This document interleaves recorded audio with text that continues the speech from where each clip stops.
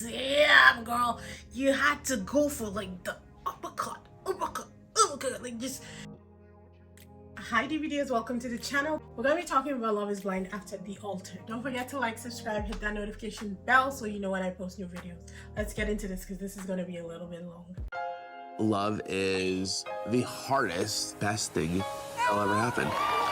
So my main question is how does this all work? Do the couples just wait around until the next show to like display their drama, or do they recreate the drama for the show? Because you can't tell me that in the past year all of this stuff, this is when it's just coming to a head. Am I wrong? Like, do they recreate the drama for us, or like someone explain this to me, because I don't understand. Because I don't understand how basically 80% of them were just having drama come to a head right now for the show. But I guess that's just what it is. So most of the gang is back, with the exception of Shayne. Nobody really wanted him around, and we all know why. Like, he's, yeah. Let's not even get into that. But everybody was back. We'll start with Danielle and Nick. This couple didn't really seem like they had any problems, which was kind of like a tell in itself. Of course, we already know that they were getting divorced before the show came over, right? I don't know why they couldn't hold on just a little bit longer to announce that, but I guess it amps up the drama for the show, and then you go watch it thinking that you're gonna see why the whole marriage disintegrated, like it's any of our business to begin with, right? But they don't really go into it. It was all surface. They were planning parties. They seemed okay, but like there's just something about Danielle that just screams awkward. It's the weirdest thing. Like the way she communicates, her whole body language, it just screams awkward, and it makes everything around her awkward. Like, am I wrong? Please someone tell me in the comments if anybody else felt that, because it was just screaming weird to me. And when they were talking about the best part about being married, and she said, oh, one of the best parts is that you can plan a trip 2 years a year in advance and just know that the other person will be there because they're married to them. I laughed so hard. I was like, of all the things that you could talk about being married, that's the best part. I was like, yep, red flag. It's right there. It's like the warning sign. This is not going well. It was a cry for help. Nick also does like have that weird vibe around him, but his comes across like socially awkward, and I can say, okay, he seems socially awkward, but there's just this vibe there. Both of them, I said it from the beginning, both of them needed to work on themselves before they came together as a couple.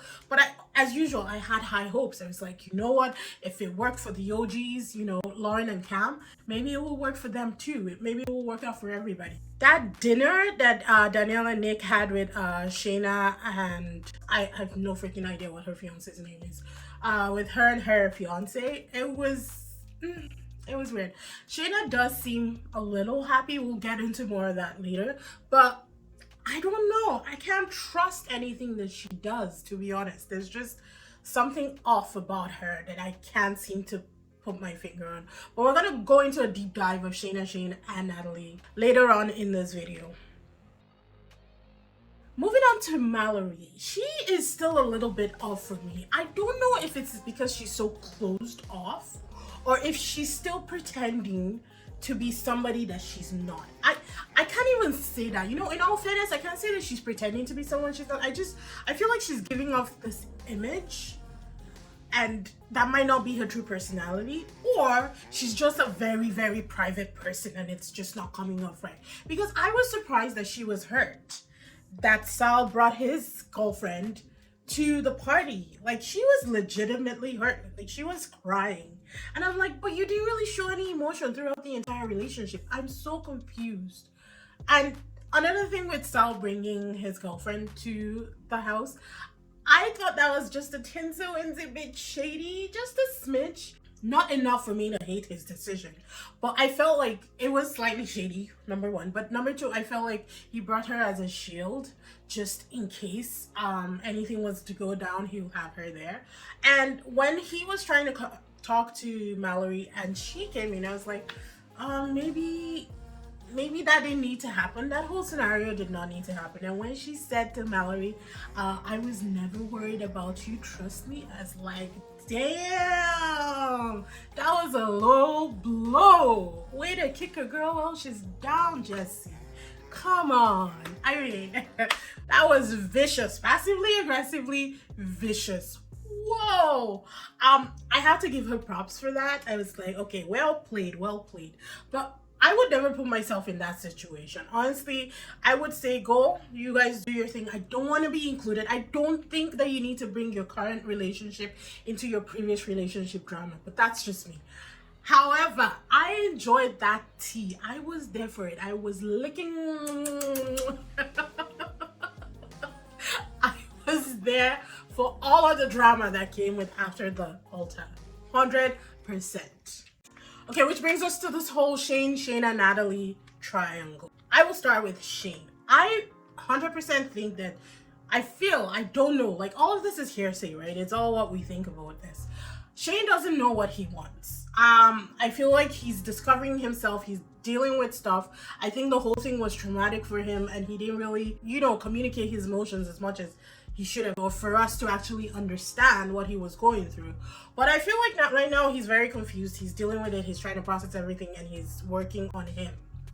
Shayne, like I said, she does kind of look happy right now with her new fiance, but I don't really trust Shayne. Like I don't. I feel like she was the kindling that started the fire that ended Natalie and Shayne's relationship. But because she was shady, and in this season she was like, I never had feelings for Shayne. But that was all lies because we're all there when she was telling Shayne how she felt in the pod. So that was BS, and I called BS on that.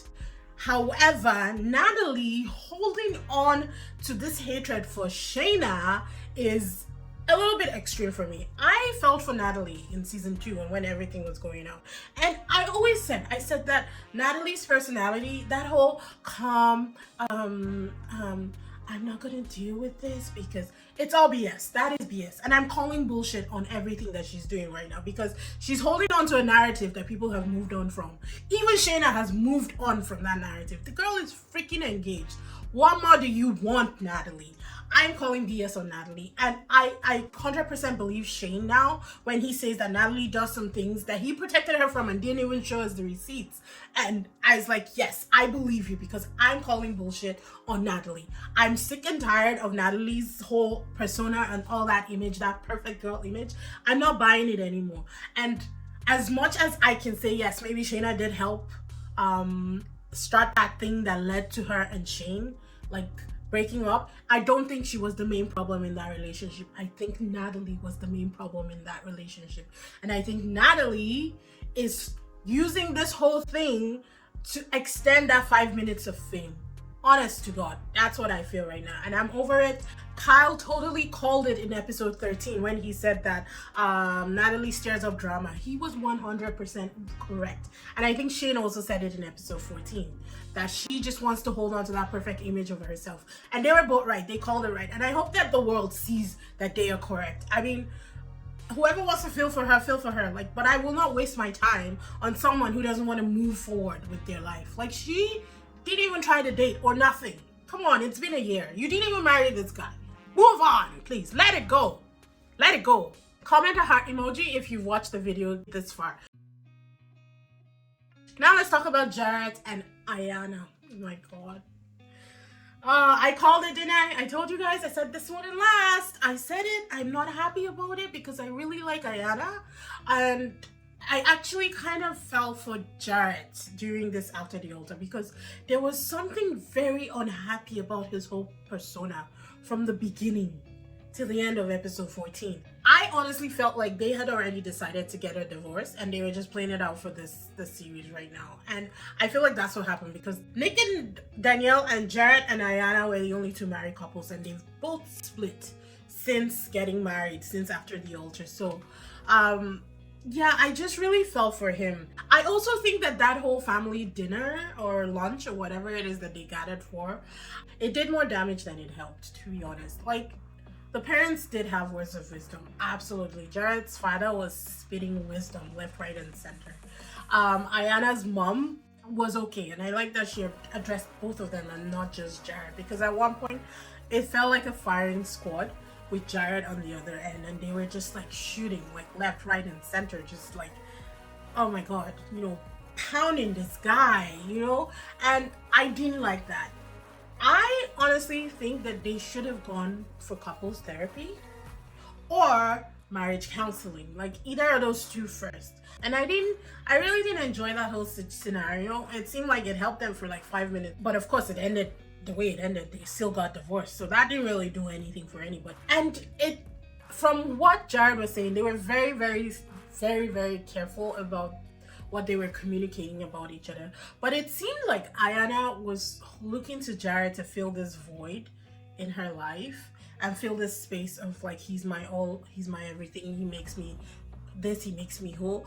And that is 100% wrong. It's the worst idea that you can come into a marriage with. You have to come in 100%, and your spouse has to come in 100%, because you're not gonna be everything for each other. You can't be. And to put that kind of pressure on your spouse, it's ridiculous and it's unfair. Honestly, it's actually very selfish. And this is just me, take it with a grain of salt.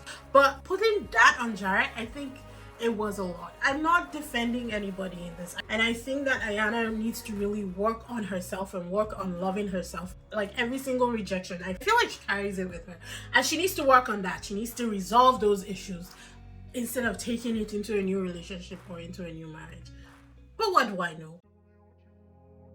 Moving on to Kyle and Deeps. I was like, what the F are you guys doing? Can you just date already?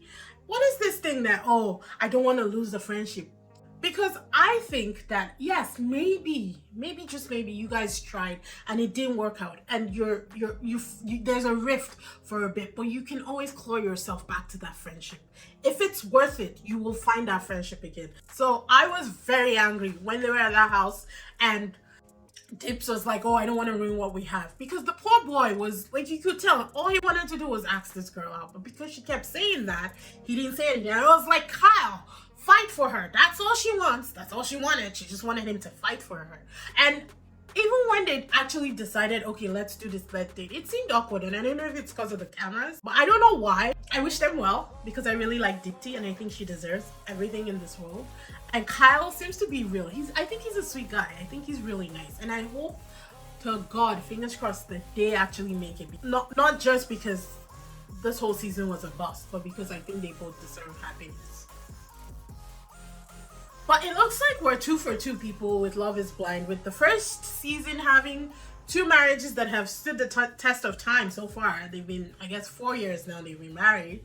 And the second season having 2 marriages that dissolved within a year. So the third season is gonna be a hot pile of garbage, and I am gonna grab my popcorn and I'm gonna watch that and enjoy every bit of it, because they keep trying to replicate the results from season 1, but season 1 was so fresh, so new, nobody knew what to expect, and everybody there seemed to be genuine enough to actually want what they said that they were looking for. Season 2, most people came for the fame. I'm not gonna say everyone, but people already knew the scoop.